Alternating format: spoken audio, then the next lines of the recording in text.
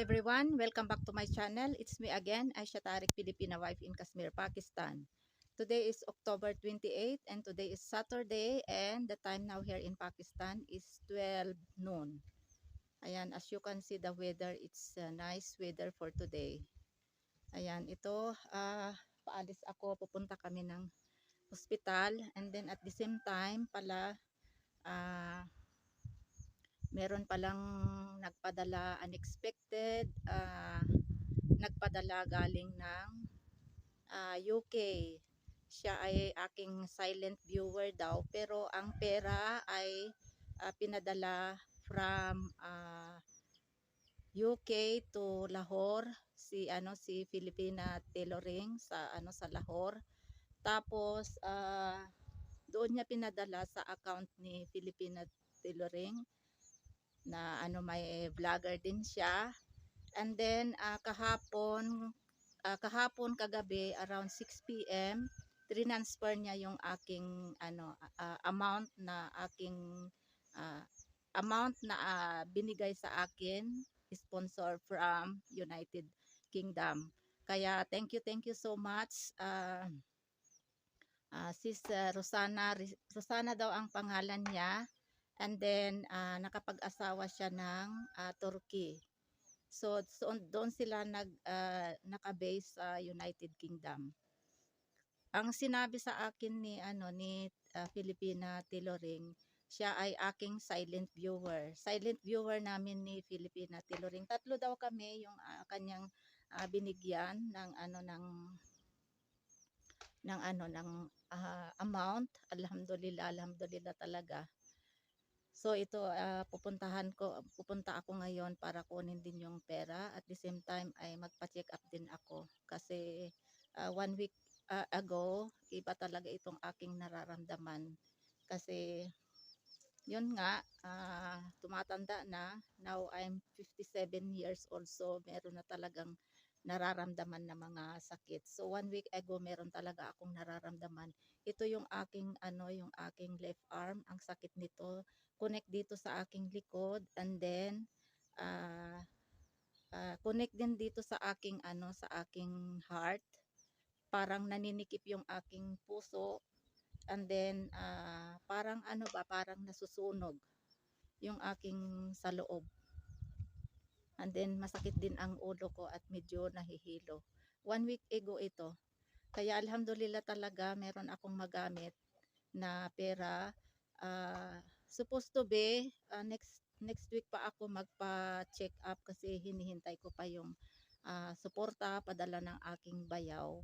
So wala pa, hindi pa siya nagpadala, kaya alhamdulillah meron nagpadala from unexpected talaga. Hindi ko talaga akalain na may magpapadala pala at hindi ko akalain na meron palang kaming silent viewer ni Filipina Tailoring. Tatlo daw kami dito sa Pakistan yung kanyang binigyan. Yung pera ay pinadala niya kay Filipina Tailoring sa Lahore siya. Kilala niyo naman siguro siya yung kanyang yung YouTube channel niya ay Fatima Mom in Pakistan, yung kanyang YouTube channel. Kaya paki-support nyo din yung kanyang channel. At saka yung isa, hindi ko kilala yung isa na binigyan din ng from United Kingdom. Kaya thank you so much sis Rosana. Kahit dito man tayo nagkita sa sa YouTube channel, hindi ko akalain talaga na nanonood ka pala ng video ng mga upload namin na mga video. Kaya thank you so much sa iyong tulong. Malaking tulong na ito sis, at saka tamang-tama din na ubos na yung maintenance nilangga, kaya bibili din ako ng gamot. Dito na ako sa baba. Dito na kami ni Fahad sa baba. Dito kami dadaan. Yun, dito yung daanan hanggang doon. Punta kami doon sa highway kasi may doon. Ay, maglalakad pa hanggang highway. 5 minutes ang lakad. Kung mabilis ka maglakad, 3 minutes na doon ka na sa highway. Yung daan, ito yung daan papunta doon sa highway. Ayan, malapit na kami sa highway, sa road.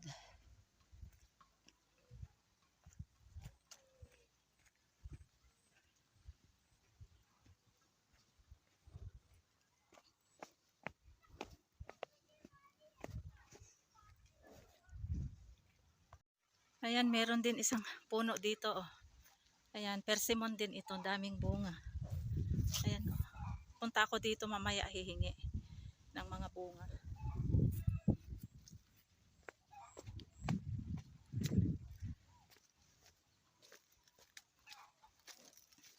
Daming bunga, oh. Nandito na kami sa loob ng hospital. Kasama ko si Fahad, sila kay nagbantay kay Langga, si Fatma nasa school. Wala pa yata yung doktor kasi 1 PM na, break time yata. Kaya hintayin namin. Ano, baka naglamas kasi 1 PM na. Tapos na ako chinek up ng doktor, tapos nag-prescribe din siya ng medicines. After 2 to 3 days magiging okay ang aking itong aking nararamdaman, inshallah. Ito kararating ko lang. Naglakad ako hanggang sa highway kasi hanggang doon lang yung rickshaw, yung tricycle. Kaya malayo din yung aking nilakad. Pababa, pataas, kaya hiningal ako. Alhamdulillah na tapos na akong naka-check up. So normal naman yung aking BP. And then yung binigyan ako ng gamot. So inshallah after 2 to 3 days wala na itong aking sakit. Yung dito sa aking likod at saka itong braso ko. At saka yung aking ayun sa dibdib. And then alhamdulillah nakuha ko na rin yung pera na sponsor from UK, na pinadala from UK to kay sa account ni Fatima Ma'am in Pakistan. Bali yung messenger niya ay tailoring, ba yun? Tailoring ba yun? Oo, yung sa messenger niya. Kaya ito alhamdulillah nakapa-check up na ako. And then itong chicken, ayan, bumili ako. 2 kilogram yata ito, nasa 800 rupees. 800 or 850 rupees. And then ito 1 dozen na egg. 1 dozen na eggs nasa 300 rupees. Kaya ito lahat. Meron pa yung isang shopper na pinamili ko, kaya lang hindi ko madala lahat, kaya iniwan ko doon sa may highway. Pagdating ni Fahad, dalahin niya kasi pumunta si Fahad doon sa Rawlakot. Sa Rawlakot City, kasi hindi na ako pumunta ng Rawlakot City, dito lang sa may sa Baladia Adda. Doon ang Dr. Jawid Clinic o kaya hospital. So hindi na ako pumunta ng Rawlakot. Kaya hinatid lang ako ni Fahad, sumama siya sa akin sa rickshaw, sa tricycle, tapos bumaba siya, binaba niya ito, meron isang shopper doon, iniwan doon sa road, may tindahan doon kung saan kami kumukuha ng konsumo, yung mga patatas, bigas, kung ano-ano. Kaya iniwan niya yung isang shopper doon. So ito lang yung dala ko kasi masakit yung aking braso. So ito lang yung aking dala. Ito yung aking prescription.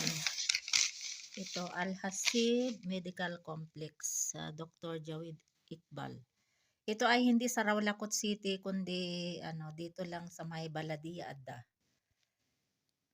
So dito lang ako nagpa-check up, hindi na ako pumunta ng Rawlakot City. Kasi parehas lang naman. So ito yung mga dalawang prescribe niya sa akin na gamot. ito ay iti-take ko before meal sa dinner. Ayan. Ilang capsule ito? 40 milligram. Ilang capsule ito sa loob. And then sabi niya, ito din yung syrup. Ayan. Dalawa ang gamot na prescribe niya. At saka sinabi ko naman yung mga naramdaman ko. So ito yung kanyang sinabi. At saka yung BP ko pala normal lang. Sabi niya hindi niya sinulat dito. And although nakasulat. Pero tinanong ko kasi chinek niya yung aking BP, yung sinabi ko kasi kung ano yung sakit ko, yung dito sa arm ko, sa likod, and then yung sa dibdib ko. So, chinek niya yung aking BP. Alhamdulillah, okay naman. Ang sinabi niya ay 125 over 85. So, yung systolic and systolic and diastolic is sabi niya okay lang naman. Konti lang naman ang difference. So ito bumili na din ako ng ng Panadol para sa sakit ng ulo at saka yung Ponstan para ito sakit ng katawan. So ito lahat ang binayad ko, dala na yung check up ay nasa 1,500 rupees. So ito. And then ito naman yung kay Langga, yung kanyang maintenance sa kanyang epilepsy. Ito yung Ifibal. Take niya ito 1 capsule every after dinner. Yan, once a day. And then ito din Liris, after meal, dinner din. Ito din. Ayan. So, bali tatlo yung kanyang maintenance. Meron yung isa yung pang relax pag nag-hyper siya. Hindi na ako bumili kasi meron pa naman siya. So, bumili din ako ng Insonel. Ayan, kailangan kasi ito nilakay kasi minsan nalilipasan siya ng gutom. Kaya, minsan siya may gastric. Kasi nga, nalilipasan siya ng gutom. Kasi gusto niya tapusin muna yung kanyang trabaho. And then, ito pala yung aking maintenance sa aking BP. Sinabi ko kasi na ito yung aking maintenance. So, sabi niya, continue ko daw ito. So, ito, sa ibang medical store ito kasi hindi ito available dito. Kaya ito lang yung available sa kanyang clinic medical. Ito naman ay nasa 1,800 rupees. Ayan. Bumili din ako ng 2 dozens na banana, table banana. Ayan, binili ko ito sa nagkakariton. Kaya dalawang dosina yung aking binili, tag 100 rupees ang dosina. Kaya bumili ako. Binigyan niya nga ako ng free na tikman ko daw. So matamis. Matamis ang banana. And then 1/4 na kilogram na grapes. Ayan. Seedless na na grapes. Yan, green. And then 1/2 kilogram na pipino. Ayan, carrots, 1/2 kilogram, 1 kilogram na kamatis, 100, 120 ang kilo. And then ito yung chilies, free ito. Cauliflower, din ito, 1/2 kilogram. Kasi yung cherry tomatoes namin, paubos na yung bunga at saka green pa, kaya bumili ako ng kamatis. And then yung pipino din namin, wala na, naubos na yung bunga. Bali, ang natira na lang doon ay yung binhi na isa. So, ito, nagkakahalaga ito ng ito lang lahat ay nasa 500 rupees. Ayan, kung sa Pilipinas, ikumpara ito ay nasa 100 pesos ito lahat. Ayan. Pero siguro, kung ikumpara dito, mas mura pa rin dito. Kasi ito 500 rupees nasa 100 pesos ito. Ewan ko kung babibili nyo ito sa 100 pesos. Itong banana, ewan ko magkano din dyan. Bali 200 rupees ito. So nasa ito, nasa magkano ba? Nasa 70, nasa 70, 65. Uh, nasa 70 times 5. Ano, 70 times 5? Ay, ano pala? Kasi ito, 200 rupees, eh, magkano na ba? Nalito na ako, hindi ko na ma-convert. Ano ito, nasa 50 times 5. Nasa 60 siguro, 60 pesos itong dalawang dosina. And then itong itlog naman, 1 dozen. Small yata ito, medium.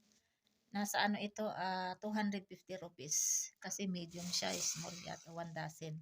Ito naman yung chicken. Pumili din ako. 2 kilogram yata ito. Nasa 900, 900 rupees. So, bali ang kilo ay nasa ano yata, hindi, mga 800 rupees yata ito, 800. So, nasa 400 rupees ang kilo, 2 kilogram ito. So, ayan. Meron pang isang shopper doon, hindi ko nadala kasi hindi ko madala kasi masakit yung aking braso. Kaya, pagkatapos namin magpa-check up doon sa hospital, meron din mga tindahan doon. Doon na kami bumili.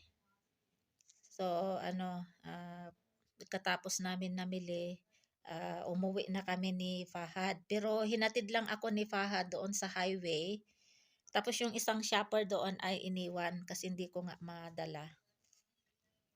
Pero si Fahad, yung sinakyan ko na tricycle, bali hinatid niya lang ako sa highway. Tapos bumalik siya doon sa Rawlacot City kasi yung chinsaw machine namin ay medyo may fault ba, may medyo sira. Kaya pina-repair ni Lakay, kaya kukunin ni Fahad doon. So mamaya pa yung darating si Fahad, pagdating niya ay kukunin niya, dadalhin niya yung isang shopper doon na binili ko. Kaya ito, alhamdulillah, meron nag-sponsor. Siguro kung walang nag-sponsor, hindi ko pa mahintay na magpa-check up ako. Kaya, kasi hindi pa nga dumating yung padala ng aking bayaw na suporta buwan-buwan. Kaya, alhamdulillah na lang, meron talagang unexpected na hindi mo inaasahan na magbibigay ng tulong from UK. Kaya ito, nakapa-check up ako, nakabili din ng ng kunting kakainin na importanteng kakainin.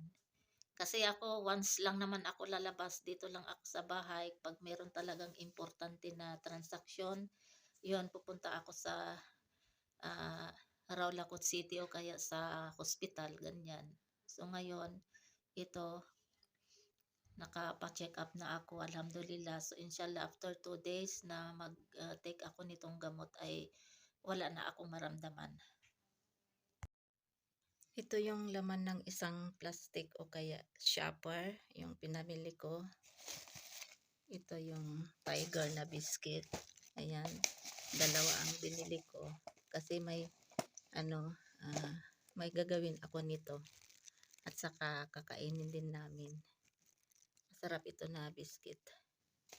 Then, bumili din ako ng noodles kasi gusto nila Fatma at saka si Fahad, silangga at saka ako gusto ko din chatpata. Yan, may save na 50 rupees. So bumili ako ng isang packet ng ito, 2 for 6 na noodles. And then bumili din ako ng porridge. Ayan, yung oats kasi minsan silangga pag inatake siya ayaw niyang kumain. So, by force na pakainin ko nito. Haluan ko ng gatas. Kasi hindi siya pwede hindi siya pwede iinom ng gamot pag walang laman ang kanyang tiyan. Kaya, kahit ito yung lulutuin ko, haluan ko ng gatas. Okay na, makainom na siya ng gamot. Tapos, ano pa ba yung pinabili ko? Ayan, pang is ng kapirola. Saka, din, sponge. Ayan. Bumili din ako ng baking powder. Kasi minsan nagluluto ako ng cake. Ketchup, bumili ako ng ketchup. Ayan, kasi gusto nila, ano din may ketchup pag nag-ano ako, french fries, potato chips. Milk pack, bumili din ako ng milk pack, evaporated milk. Tatlo yung binili ko. Ayun, na ano, buksan na yung isa kasi may ano kami, may puppy kami, yung bagong panganak na aso. So ito yung binibigay namin. And then ayun naman ito. Ayan, ito garter, bumili ako ng garter, elastic, at saka ano pa, ayan yung meda o kaya all-purpose flour. Ayan, so ito yung aking pinamili, at saka bumili din ako ng yogurt. Ayan, kinain na namin ng ano, pang dinner. Tigda dalawang ano, tablespoon kami na ano, kinain. Meron pang natira, bukas ito namin kakainin. Tapos ito yung pickles, bumili din ako ng mixed pickles national. Kasi yung ginawa kong pickles na homemade, ubos na. Masarap ito, may mango, may carrots, may lemon, may green chilies, ano pa ba? Lemon. Ayan, ito lahat yung pinamili ko.